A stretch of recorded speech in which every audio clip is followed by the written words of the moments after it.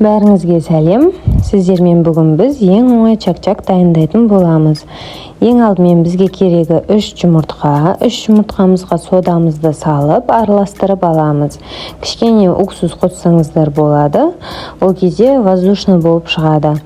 Осылай араластырып, қазір кішкене тұз саламыз.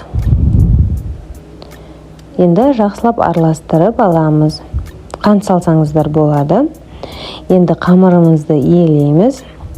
Қамырды жақсылап иелеп 10 минутқа ұюы қанғанша қойып қоясыздар, бетін жауып.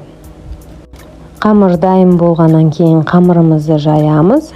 Жайып, оны осылай бөлік-бөліктерге кесіп, ұзыннан турап дайындаймыз. Одан кейін майымызды қыздырып, пісіріп аламыз барлығын.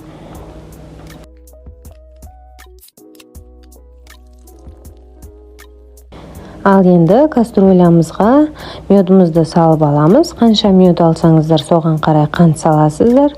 Мен 4 қасық қант салдым, және де араластырып қайнатып аламыз. Енді піскен чак-чагымыздың үстіне медімізді құямыз, және де әсемдеуге üzüm салдым.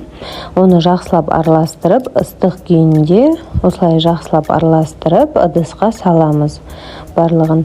Ал қасыңызға кішкене су алып алыңыздар, қолдарыңызды батырып, жабыспас үшін осылай формаға келтіріп аламыз. Чак-чактың ең оңай түрі. Жасап жатсаңыздар, лайк басып, подписка жасауды ұмытпаңыздар. Көргендеріңіз үшін рахмет.